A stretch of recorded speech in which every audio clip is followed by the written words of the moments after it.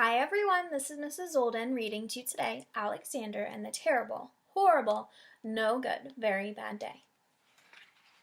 I went to sleep with gum in my mouth, and there's now gum in my hair, and when I got out of bed this morning, I tripped on the skateboard, and by mistake I dropped my sweater in the sink while the water was running, and I could tell it was going to be a terrible, horrible, no good, very bad day. At breakfast, Anthony found a Stingray car kit in his breakfast cereal box, and Nick found a junior undercover agent code ring in his breakfast cereal box. But in my breakfast cereal box, all I found was breakfast cereal. I think I'll move to Australia.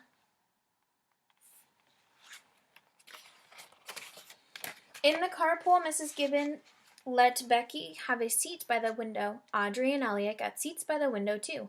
I said I was being scrunched. I said I was being smushed. I said if I don't get a car seat by the window, I was going to be carsick. No one even answered.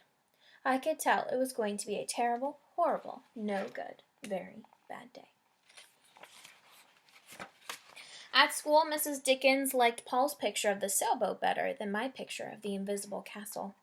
At singing time, she said I sang too loud, and at counting time, she said I left out 16.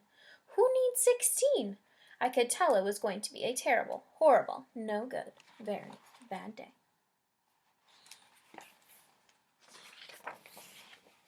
I could tell because Paul said I wasn't his best friend anymore. He said that Philip Parker was his best friend and that Albert Moyo was his next best friend, and that I was only his third best friend. I hope you sit on a tack, I said to Paul. I hope the next time you get a double-decker strawberry ice cream cone, the ice cream falls apart on the cone and lands in Australia.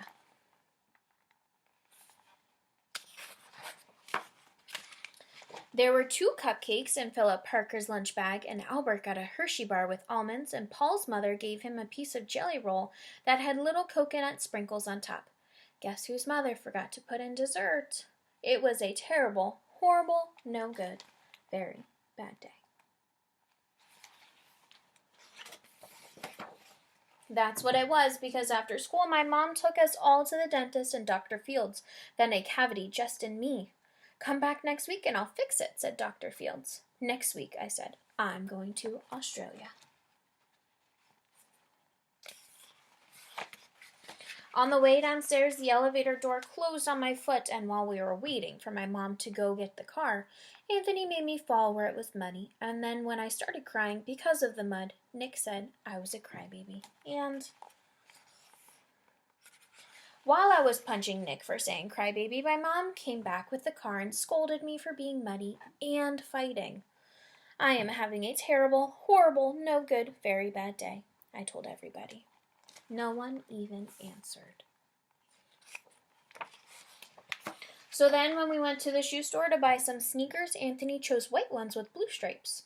Nick chose red ones with white stripes. I chose blue one with red stripes, but then the shoeman said, "We're all sold out." They made me buy plain old white shoes, but they can't make me wear them.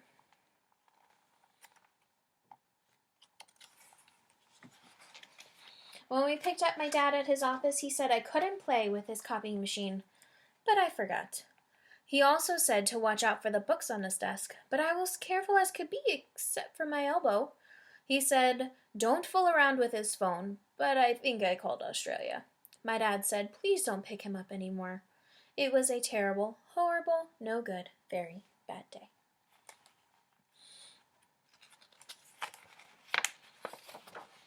There were lima beans for dinner, and I hate limas. There was kissing on TV, and I hate kissing.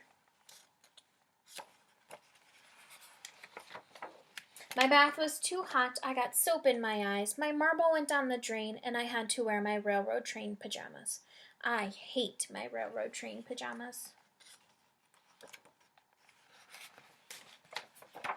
When I went to bed, Nick took back the pillow he said I could keep, and the Mickey Mouse nightlight burned out, and I bit my tongue. The cat wants to sleep with Anthony, not me. It has been a terrible, horrible, no good, very bad day. My mom says some days are like that. Even in Australia. Thanks for listening, boys and girls. Come back tomorrow for another book. Bye.